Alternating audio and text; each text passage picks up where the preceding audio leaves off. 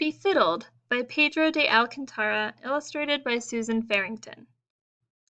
Becky Cohen dreams of becoming a skilled violinist. She wants to enter a competition at a local performing arts school. However, her confidence is low because stage fright often spoils her performances. Then Becky meets Mr. Freeman, the new maintenance worker in her apartment building.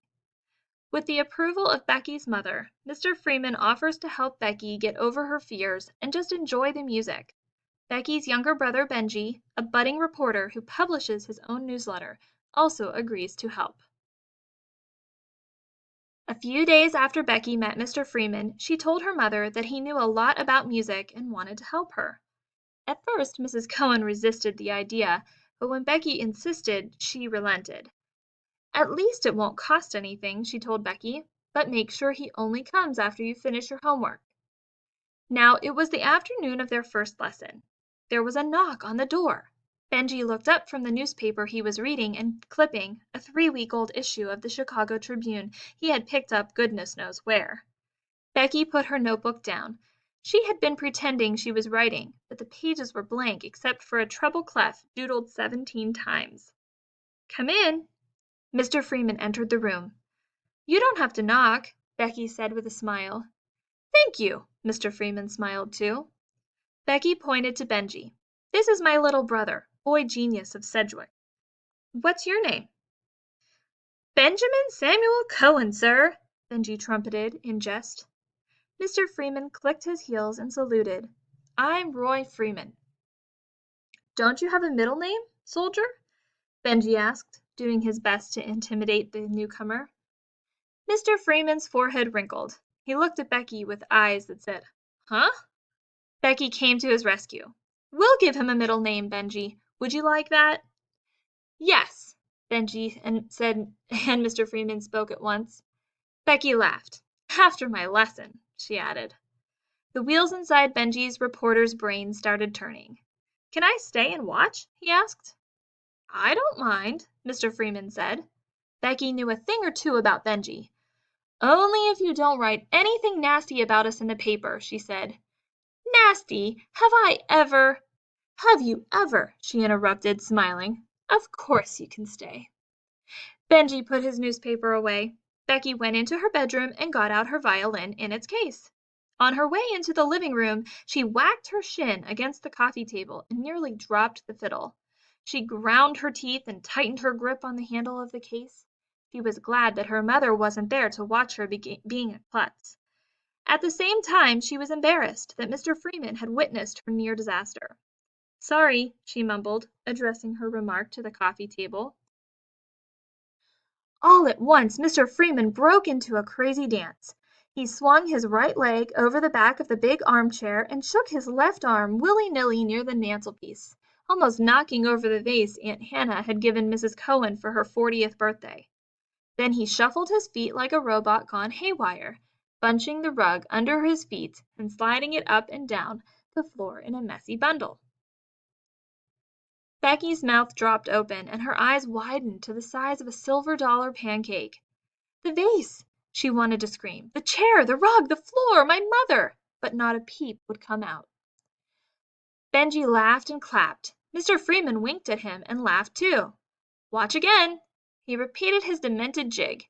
Now in slow motion he lifted his leg without losing his balance, as sinuous as an octopus under water.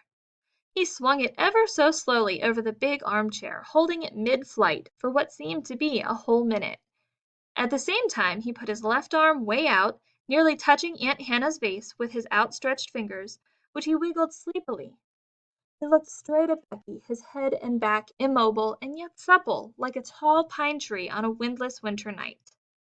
With his left arm suspended and motionless, Mr. Freeman put his right leg down and started shuffling his feet and bunching up the rug. His control was total. Becky finally relaxed. She giggled and put her fiddle down on the coffee table. Mr. Freeman was a tree and a dancer and a robot and a snake charmer all fused together. "If you aren't afraid of breaking the vase," he said, "you won't break it. But if you're stiff with fear, you might as well kiss the little fella good-bye. Here." In a flash he took the vase in his left hand and threw it to Becky.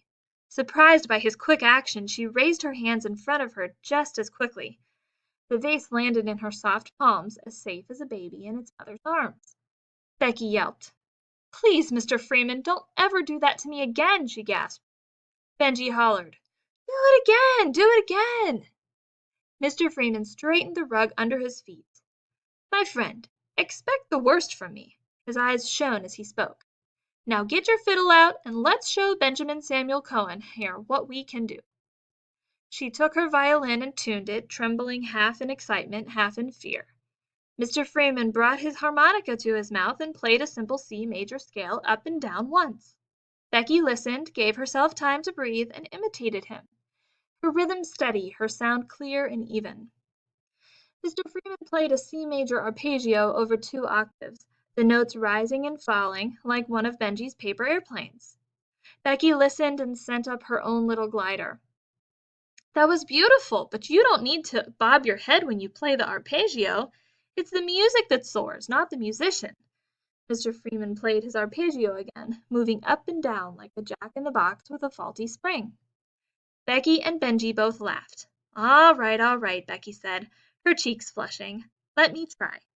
She took another breath and played the arpeggio, doing her utmost not to move.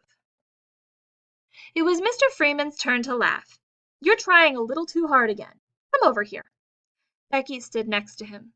"Put your fist on the side of my left hip. Now, lean on me as if you're trying to topple me over."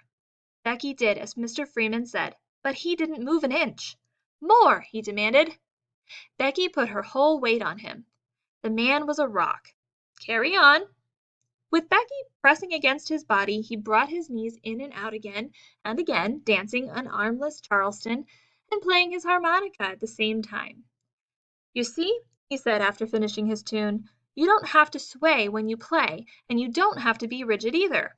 Easy and smooth like a sea lion swimming with the current, but powerful and steady at the same time.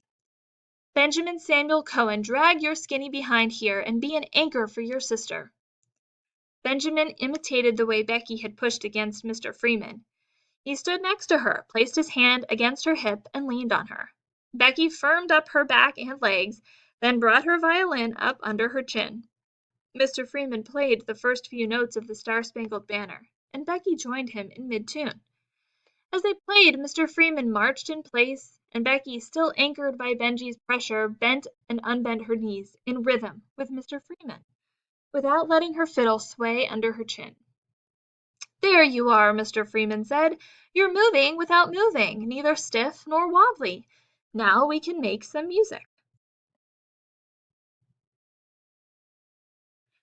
Benji went back to his seat. Becky stayed in place as Mr. Freeman played Beethoven's Ode to Joy. When Becky joined him, he switched over to the bass line. They finished together and Benji clapped. "Encore! Encore!" he clamored. "Now for something different. I'll play the first half of a tune you don't know, and you'll have to finish it on your own." "How can you be so sure I won't know this tune of yours?" Becky asked, with a haughty grin, her chin raised. "Because I'm making it up on the spot," Mr. Freeman replied with a snap of his fingers. Uh-oh. Mr. Freeman played his made-up tune. It was nothing like Beethoven or Bach or Schubert or anybody else. Becky didn't know what to make of it and just stood there. "I can't think of anything to play."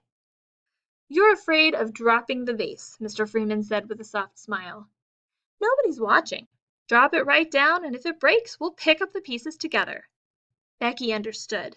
Mr. Freeman played a different made-up melody, and Becky replied with her own made-up tune on the fiddle.